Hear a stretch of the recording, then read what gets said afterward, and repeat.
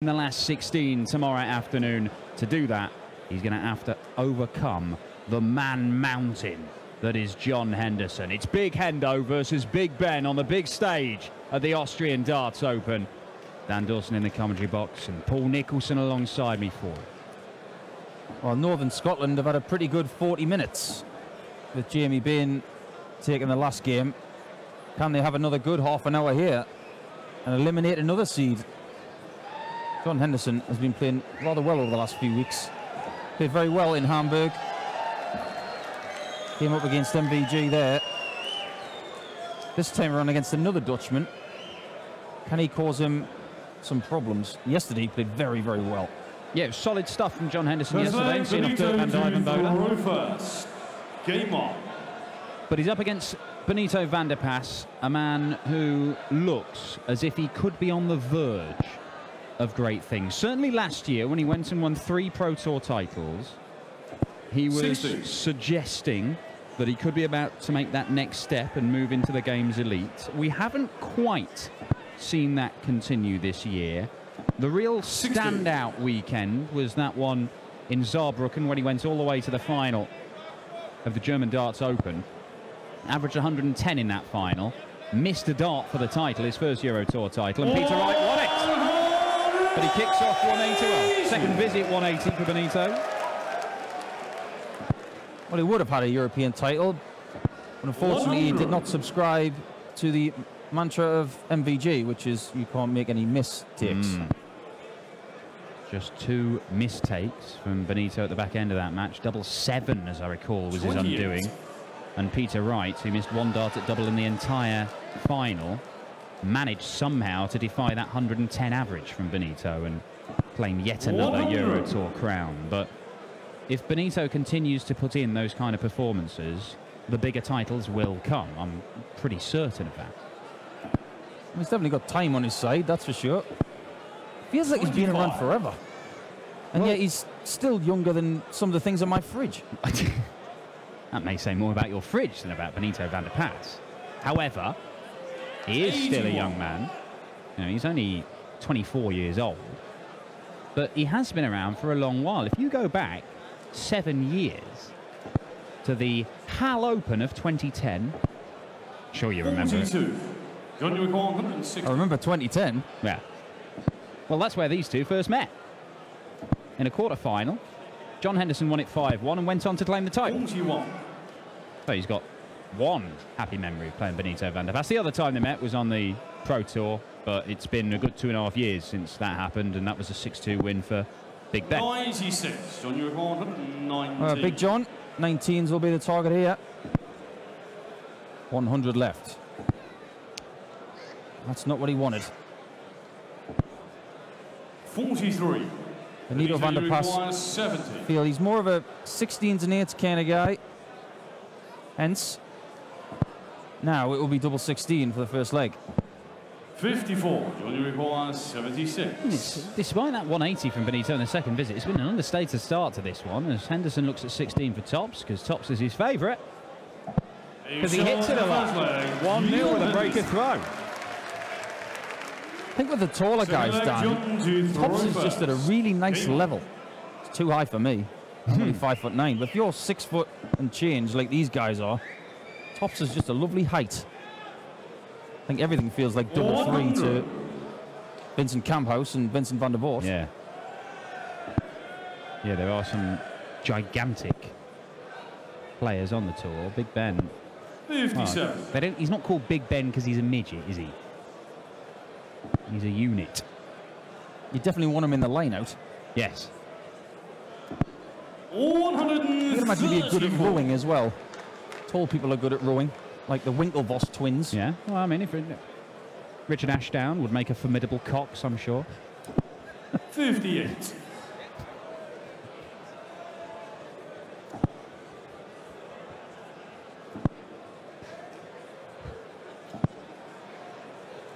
That's the 85 for Hendo. Not quite enough to get to a finish, but he knows he's got a little bit of time on his side with Benito a long way back in this one. So he looks to consolidate that break of throw in the opening leg. 137.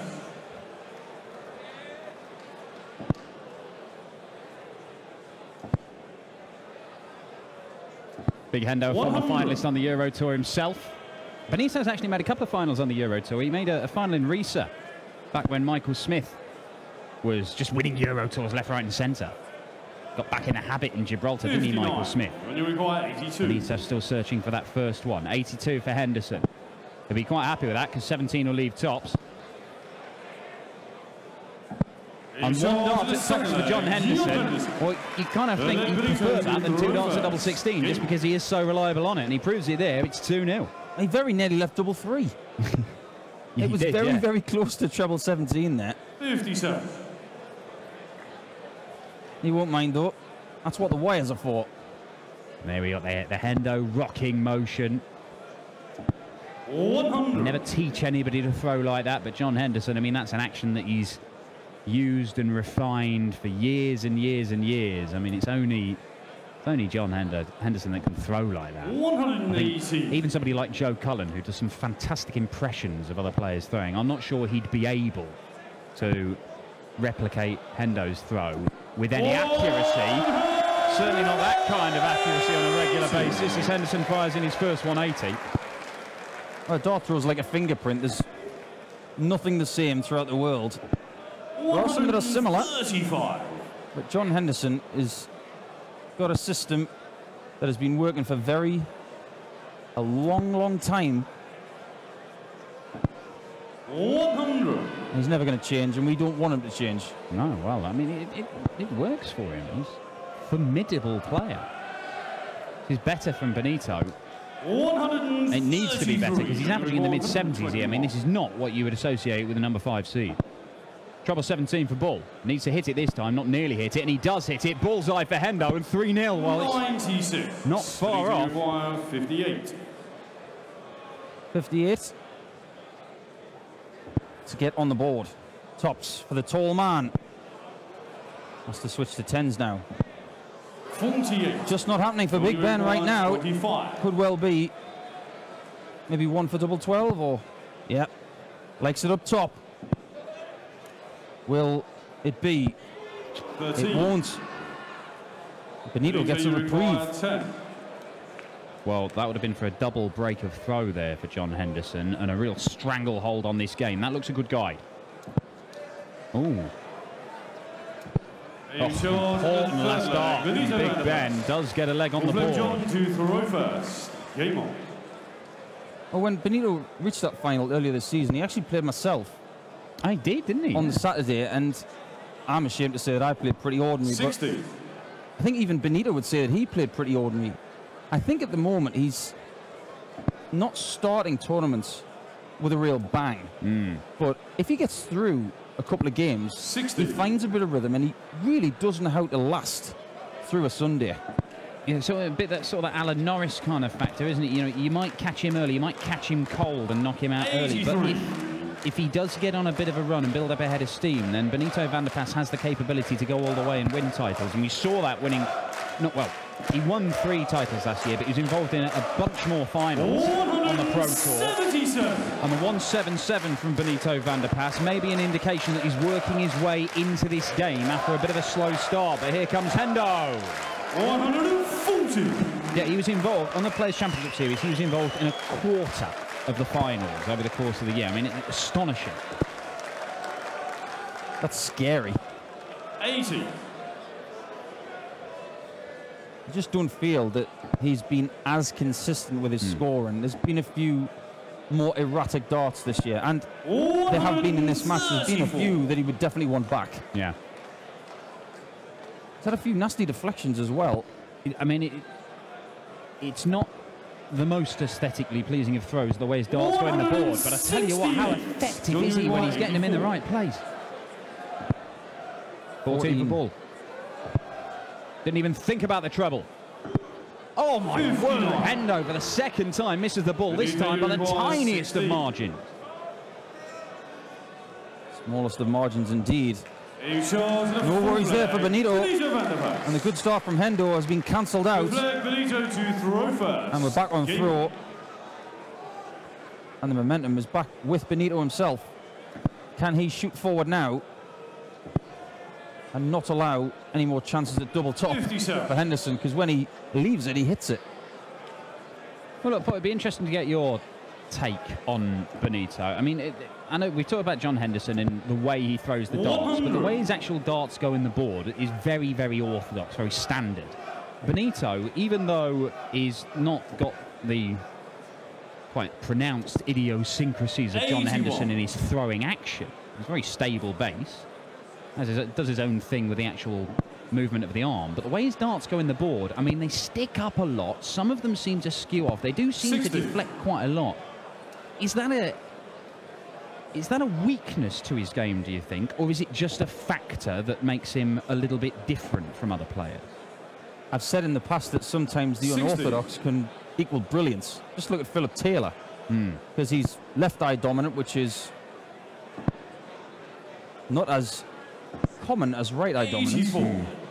And I've got a funny feeling that Benito's got that unorthodox style, and yes, he's brilliant, but I feel you're right.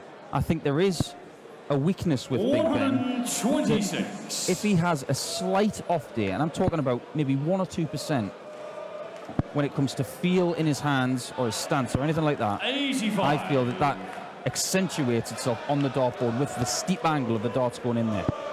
Well, this is it. I mean, look at how those stick up. But, I mean, it creates an enormous target to follow into. But it's a double-edged sword with the way that darts stick in the board. The ones that can help you in one visit can hinder you in another. So when it's all going perfectly, your first dart becomes even more important, doesn't it? Get your first dart where you want it, and things get a lot easier. Particularly for Benito van der Pas, and that is exactly where he wants it to be. And Benito van der Pas, from 2-0 down and averaging in the low 70s, is now 3-2 up, and the average has crept up to the mid-80s. Well, in the last 3 legs, he's played very, very well. Seems to have found his range, and that's the dart I'm talking about. That one, he will definitely want back. Look at the difference in angles of the darts there.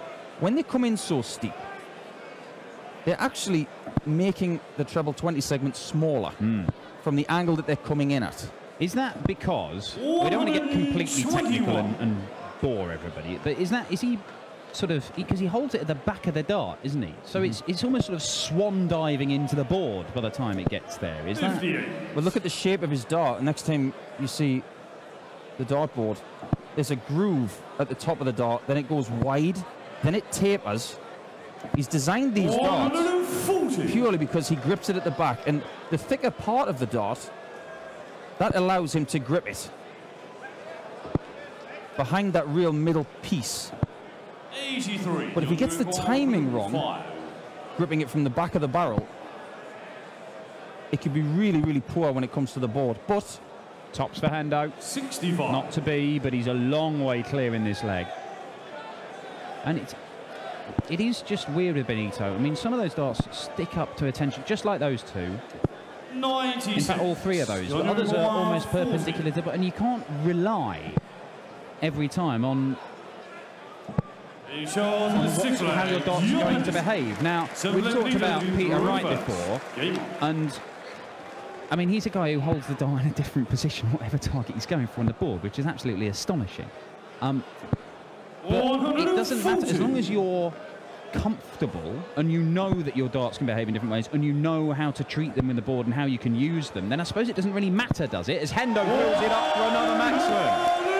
No, it doesn't matter, Dan. Eloquently put, because it's not how you throw it. As long as you're standing behind that line, it's about where the dart ends up and the fact that it's still in the board when you pick it out. That's what this game's all about, ladies and gentlemen, boys and girls. All you got to do is hit it and make it stick in the board. Well, we do have a real game on here. John Henderson averaging round about the 94 mark. Benito van der Pas's average is climbing closer and closer to his, but Henderson stopping the rot by levelling at 3-all, having been 2-0 up. And, well, we've got a very even game. You can see that first 9 average is significantly higher for John Henderson, but the first couple of legs really were a killer for Benito's stats. But this would be a killer blow. Benito... Wow. Well, interesting that he would go for the 19s. I was thinking he's going to go for another one for the bull. Why not just go for the treble 20 if you're looking to set it up? But 100. hey, he set it up absolutely marvellous. He did indeed. Sometimes when you get into the brain of a dart player, it's like looking at a hamster in a wheel. So that is where the mouse has got the cheese. He's 4-3 up. 4-3 to Benito. John Henderson's going to have to find a breaker throw from somewhere, and the way that Benito van der Pas has raised his level, it could prove to be difficult to break the Dutchman's throw.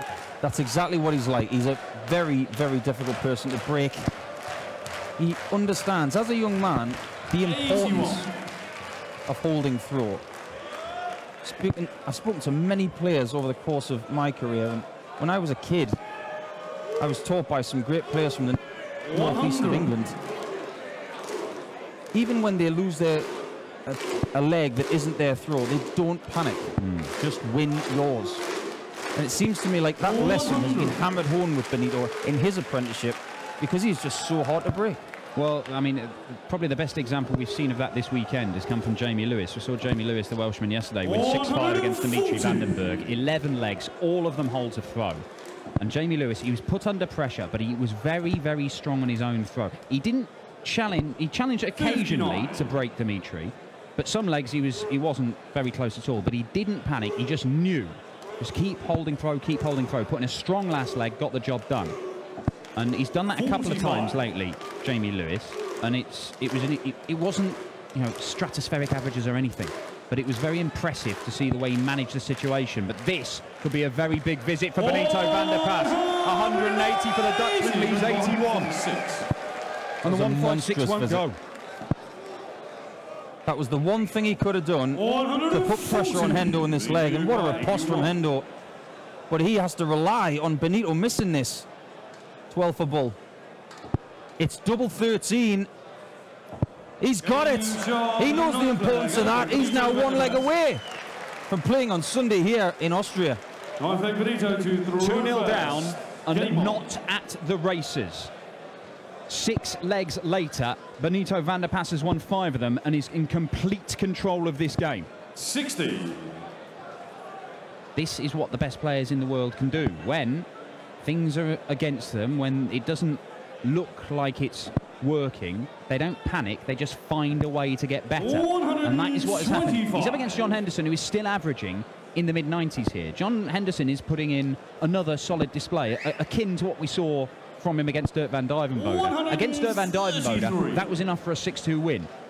But Benito van der Pas, he's 5 points behind the averages. The first 9 is nowhere near John Henderson's, but that's been dragged down by those ropey first couple of legs. And since then, he's put in big visits when he's needed to. And that 180 to leave 81, which he then took out, I mean, it's a game changer. Massive game changer. 97. John needs treble 20s in abundance right now. Needs to go on one of those little Scottish blitzes 85. that he is more than capable of doing. But it just feels that Benito has got the bit between his teeth. He looks hungry to get this finished.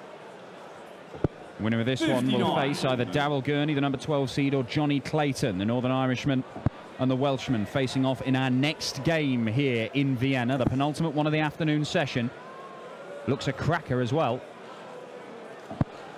81, and it may not be very far away, because Benito van der Pas, 2 treble 20s will leave double 16 for a 6-3 win.